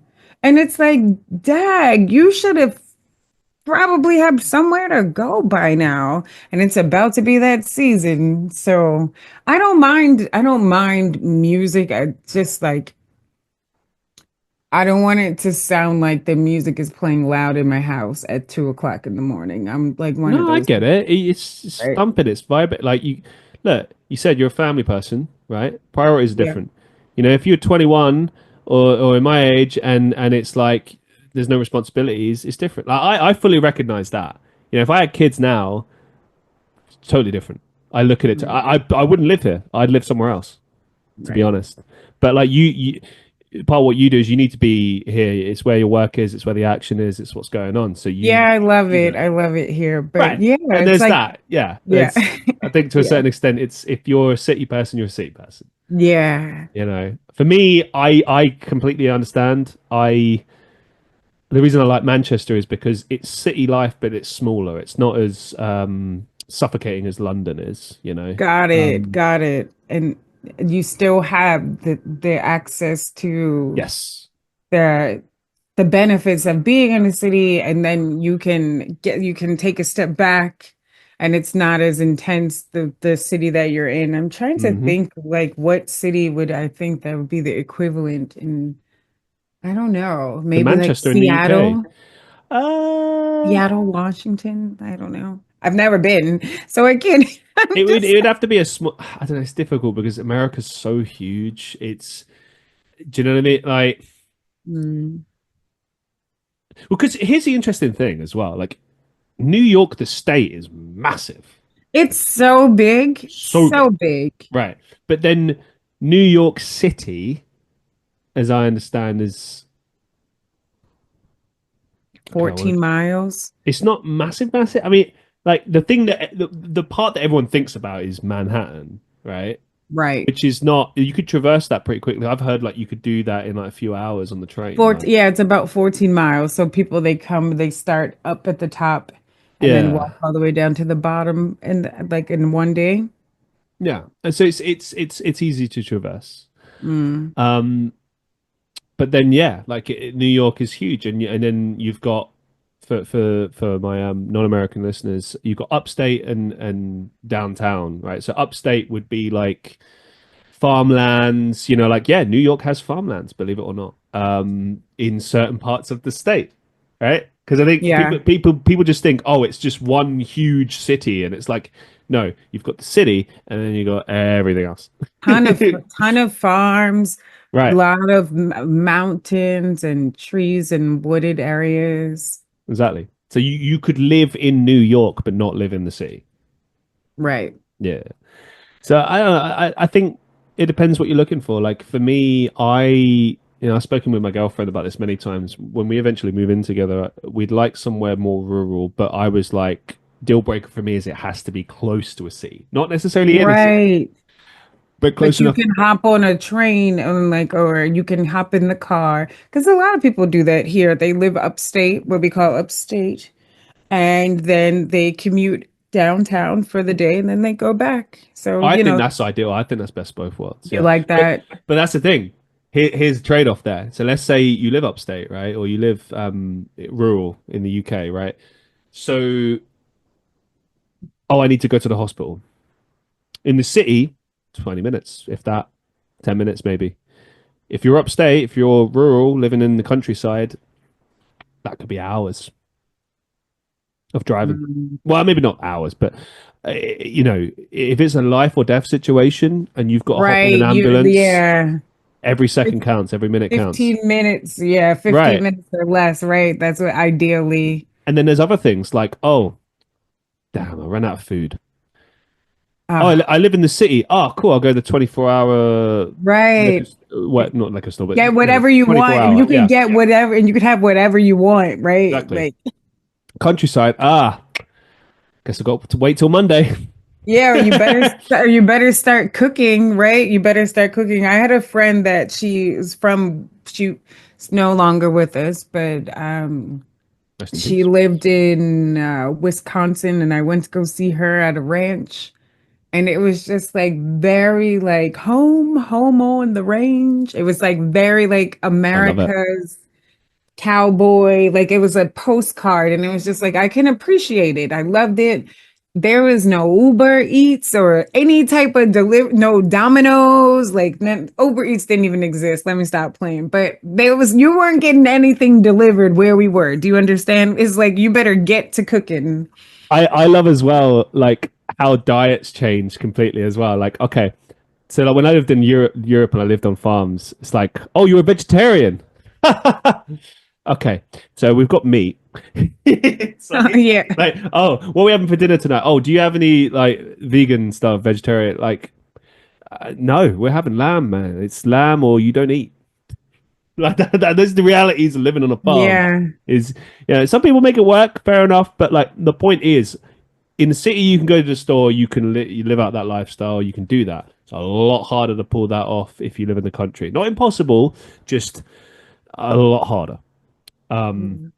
I think people really underestimate the benefits of city life versus rural life. And I think if you're going to do either, you really need to like plan that out, you know. A lot of people don't do that. They kind of jump headfirst in and then figure it out later. Some people struggle the whole time, don't know what to do. You can cultivate the life you want, but it takes planning, I think, on some level. Definitely. Right. Definitely. Conscious of the time because I've taken a lot of your time. So let's do a final three, four questions, round it out. So, what advice do you have for aspiring interior designers? Take your time and really, really, really try to understand the fundamentals and the principles of design. It matters. It proportions, the human figure and all those things. It really it's environmental science. And it also funnels into environmental psychology. I don't want to go too far into it, but you can control people just based on how you arrange the furniture. So it's really important that you understand spatial relationships and the human form and how people move through a space, how people live. Do you think games like The Sims are useful for that? I've never played, so I can't speak on Really? it. But when you were Wow. talking earlier about the video game where you were making the things, Yeah. so I was playing, I think it's Minecraft with my son. He doesn't like to play with me Yeah. because I suck. But I think you can build like a house. I'm Mhm. pretty sure it's Minecraft. So we used to do that. He used to let me, and they're like, okay, let's put the kitchen here. That's my favorite thing. Or Animal Crossing. I had a Yes. little house there. I That's so funny when you leave and come back and then you have roaches. If you've been gone for 3 months, they like you got bugs running around your house. But my point being is that I'm sure that these games must get you thinking about some of the, I don't know, I'm gonna say characteristics. It's not they're not real human beings. And yeah, it gets you thinking about aspects of design and how people maneuver through a space. So It's can just be. I look at it like twofold because like a the design thing is just endlessly fun, creating like your dream house. Like, oh, what about this? What about that? Right? But what you said there about the ability to control a person, and I just it made me think of that because it's interesting when you watch your sim moving through this space that you've created for them and how they exist within that space is interesting. And what you said about how you have to consider the physical form, the person. Like, okay, are they 4'9" or are they 7'2"? That's a huge consideration. Why? Right, Because if it's a small apartment, you've got a 7'2" man. How's he going to be able to walk through that space? Or if you've right. got, a smaller person, and all the cupboards are really, really high up. Like, how are they We reaching that? What are they doing? just The step had that ladder. scenario with the brownstone that you were talking about. The previous owner was a French man, very tall, like 6'5". And I happened to go to college with his brother. And then the new owner, which happens to be my friend's sister, who I went to college with. But the sister, she's very short. So we had to like lower the cabinetry for her. So yeah, it does matter. Same brownstone, which is amazing. But yeah, you have to think about the end user. So like just study your craft. I think it's important and learn that every designer has their own style and you don't have to be like someone else. I I would think have that been just too tempted as a friend to just been up. Oh, I'll buy you a step ladder. Just Oh, see that go down like a cup of cold sick. yeah.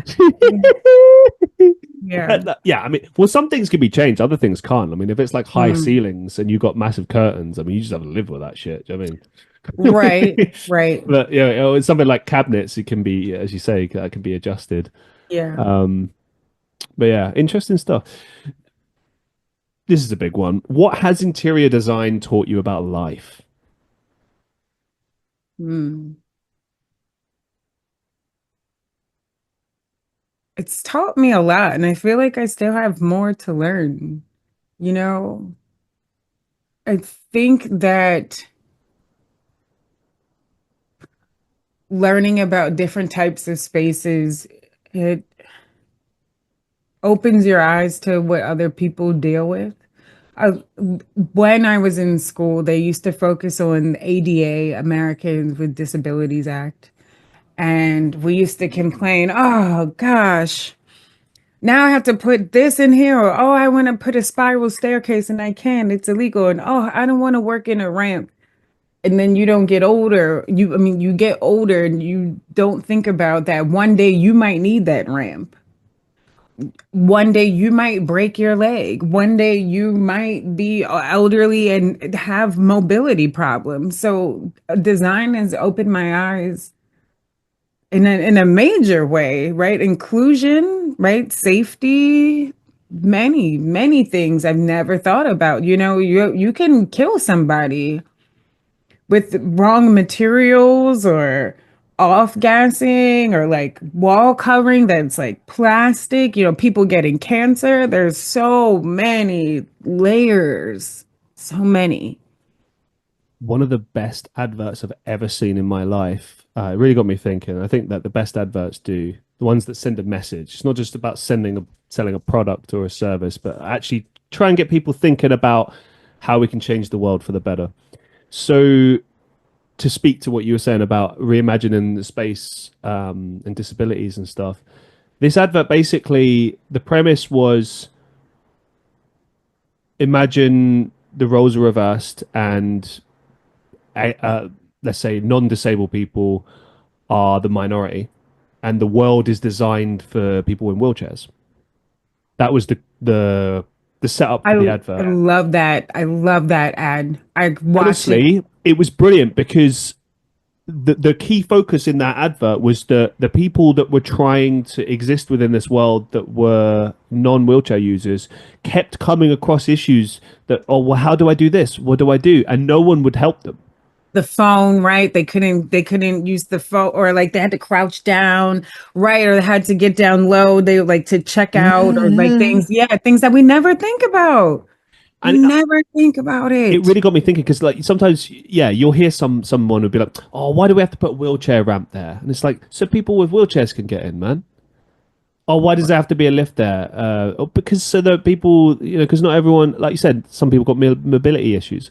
I think it's astounding anytime you see a new build now and there's not a lift at least, or like a ramp for people to get in, or something like that's crazy.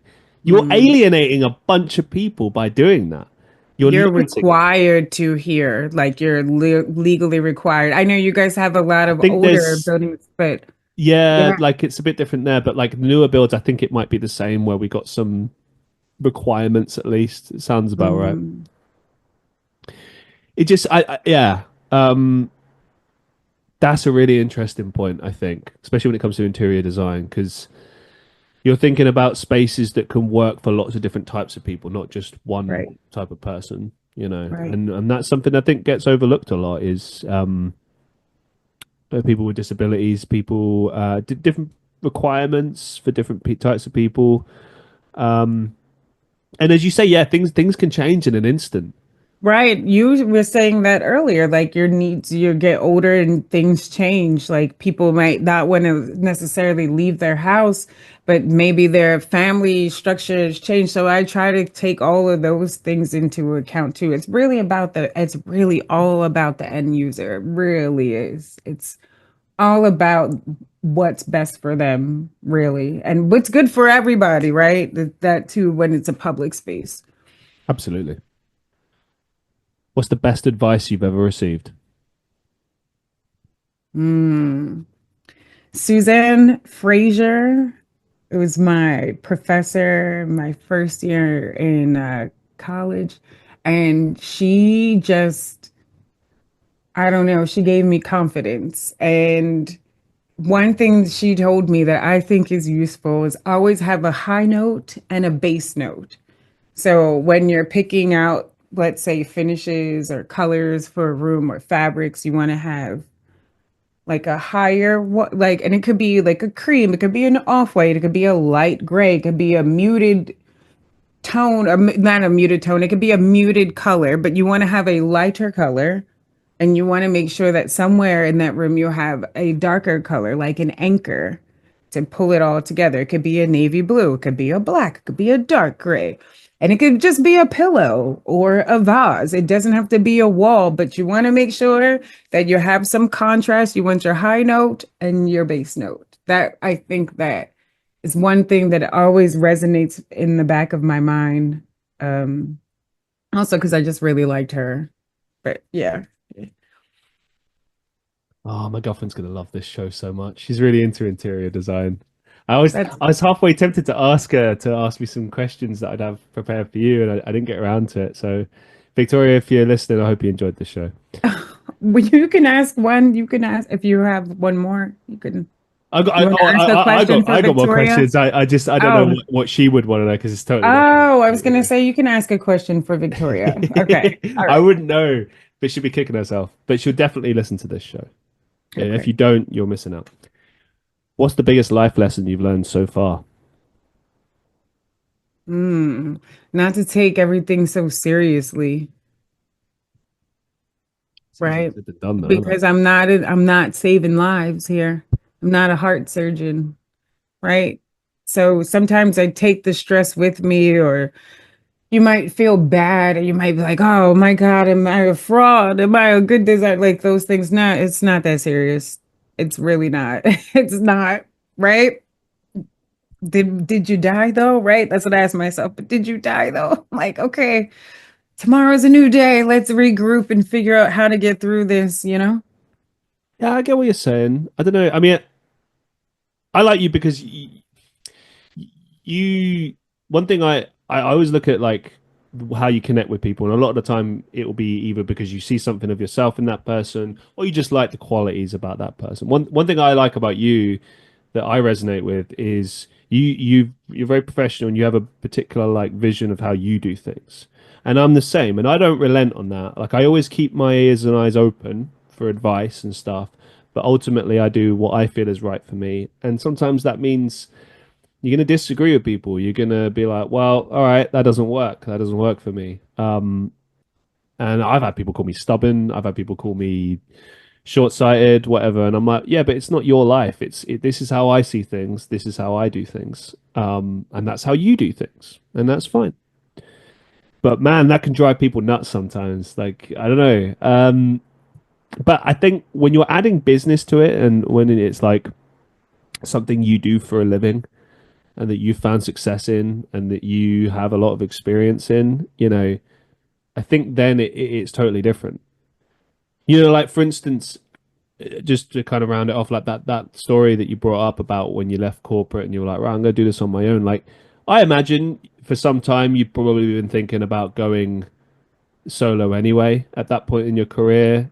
The foundations for that would have already been laid, and you were weighing it up, like, what's better for me, what's better for my family, should I stay in this, should I go it alone? Because going on your own, doing your own business, that's a big risk, right? Right. But where there's risk, there's reward. And I would imagine in that moment when someone disrespects you, right, a few things go through your mind in a situation like that. One is obviously the disrespect. Two, and to quote someone that I work with, who has got a temper, but she always controls it at work. And I asked her about how she does that. And she says, I always ask myself, does this serve me? Does this serve me? And also, how do I choose to react to this thing? Right. Speaking purely from a business standpoint, in that moment, you looked at that and you were like, this doesn't serve me. Disrespectful. I'm not going to react to it. I'm going to ignore it. I'm going to take my things and I'm going to walk out. But then maybe this is the straw that broke the camel's back, and maybe this is the realization point of, I'm going to go out on my own and do my own thing. And all these years later, you've made a success of yourself, and here you are. And it's just like, I feel like everything happens for a reason. And, Right. you Just know, can't see it in the moment. But, I'm glad that they were horrible to me. Right. maybe Because it's the nudge you needed. Maybe. I wouldn't, yeah, I don't know. I wouldn't have went on my own, and we wouldn't be talking because I would be designing for someone else. How long have So you been doing interior design solo now? 2016. So in September, I'll have my 10-year anniversary, and that'll be great. There That'll you be go, great. guys. If Yeah. ever there was a reason to go out, chase your dreams, place a bet on yourself. Here's a person who's made a success of themselves and done it. Do it, guys. Do it. Do it. I believe in you. Thank you so much for being a guest on the show. It's been an absolute pleasure and honor. Um, Final question: do you have any upcoming projects or final thoughts that you'd like to share with our listeners? I have an upcoming project. Hopefully, it's a kitchen renovation. Ooh. Two actually, hopefully. So we should see what's happening.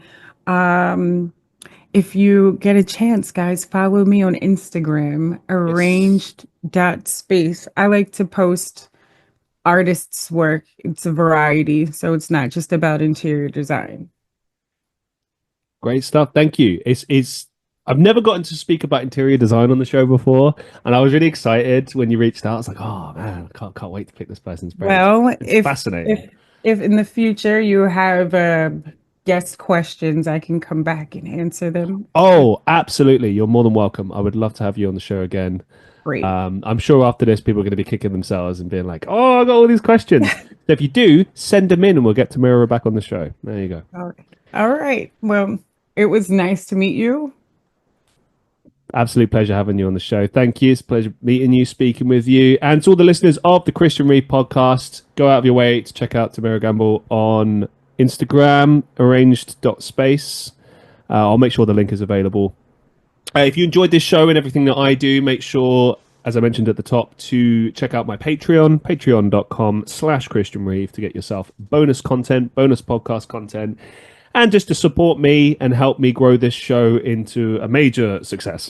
It's been 5 years, over 300 episodes, and we're still going strong. So your support can make us go to the moon. So thank you so much for watching and listening, and I'll see you all in the next one.